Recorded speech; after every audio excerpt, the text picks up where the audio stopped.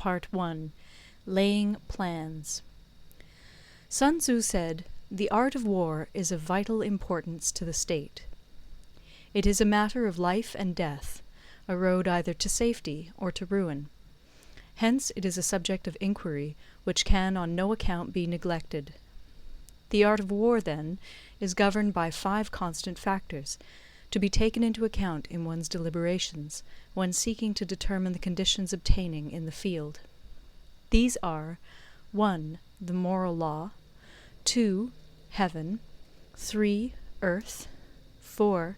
The commander, 5. Method and discipline. The moral law causes the people to be in complete accord with their ruler, so that they will follow him regardless of their lives, undismayed by any danger.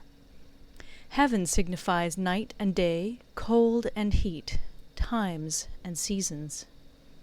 Earth comprises distances, great and small, danger and security, open ground and narrow passes, the chances of life and death. The commander stands for the virtues of wisdom, sincerity, benevolence, courage, and strictness. By method and discipline are to be understood the marshalling of the army in its proper subdivisions, the graduations of rank among the officers, the maintenance of roads by which supplies may reach the army, and the control of military expenditure. These 5 heads should be familiar to every general. He who knows them will be victorious. He who knows them not will fail. Therefore, in your deliberations, when seeking to determine the military conditions, let them be made the basis of a comparison in this wise. 1. Which of the 2 sovereigns is imbued with the moral law? 2. Which of the 2 generals has most ability? 3. With whom lie the advantages derived from heaven and earth? 4. On which side is discipline most rigorously enforced? 5. Which army is stronger? 6. On which side are officers and men more highly trained? 7. In which army is there the greater constancy both in reward and punishment? By means of these 7 considerations I can forecast victory or defeat. The general that hearkens to my counsel and acts upon it will conquer. Let such a one be retained in command. The general that hearkens not to my counsel nor acts upon it will suffer defeat. Let such a one be dismissed. While heeding the profit of my counsel, avail yourself also of any helpful circumstances over and beyond the ordinary rules. According as circumstances are favorable, one should modify one's plans. All warfare is based on deception. Hence, when able to attack, we must seem unable. When using our forces, we must seem inactive. When we are near, we must make the enemy believe we are far away. When far away, we must make him believe we are near. Hold out baits to entice the enemy, feign disorder, and crush him. If he is secure at all points, be prepared for him. If he is in superior strength, evade him. If your opponent is of choleric temper, seek to irritate him. Pretend to be weak, that he may grow arrogant. If he is taking his ease, give him no rest. If his forces are united, separate them. Attack him where he is unprepared. Appear where you are not expected. These military devices, leading to victory, must not be divulged beforehand. Now the general who wins a battle makes many calculations in his temple ere the battle is fought. The general who loses a battle makes but few calculations beforehand. Thus do many calculations lead to victory, and few calculations to defeat. How much more no calculation at all? It is by attention to this point that I can foresee who is likely to win or lose. End of Part 1. Part 2. Waging War.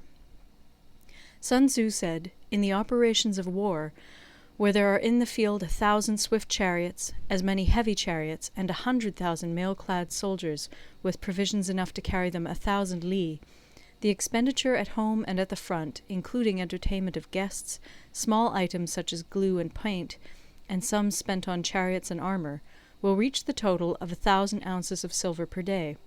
Such is the cost of raising an army of 100,000 men. When you engage in actual fighting, if victory is long in coming, then men's weapons will grow dull and their ardour will be damped. If you lay siege to a town, you will exhaust your strength. Again, if the campaign is protracted, the resources of the state will not be equal to the strain. Now, when your weapons are dulled, your ardour damped, your strength exhausted, and your treasure spent, other chieftains will spring up to take advantage of your extremity. Then no man, however wise, will be able to avert the consequences that must ensue. Thus, though we have heard of stupid haste in war, cleverness has never been seen associated with long delays. There is no instance of a country having benefited from prolonged warfare. It is only one who is thoroughly acquainted with the evils of war that can thoroughly understand the profitable way of carrying it on. The skilful soldier does not raise a second levy. Neither are his supply wagons loaded more than twice. Bring war material with you from home, but forage on the enemy. Thus the army will have food enough for its needs. Poverty of the state exchequer causes an army to be maintained by contributions from a distance. Contributing to maintain an army at a distance causes the people to be impoverished. On the other hand, the proximity of an army causes prices to go up, and high prices cause the people's substance to be drained away. When their substance is drained away, the peasantry will be afflicted by heavy exactions.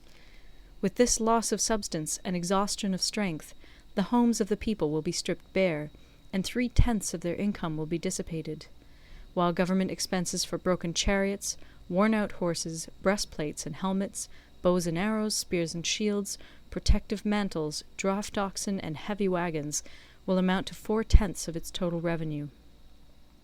Hence, a wise general makes a point of foraging on the enemy. 1 cartload of the enemy's provisions is equivalent to 20 of one's own, and likewise a single picul of his provender is equivalent to 20 from one's own store. Now, in order to kill the enemy, our men must be roused to anger. That there may be advantage from defeating the enemy, they must have their rewards.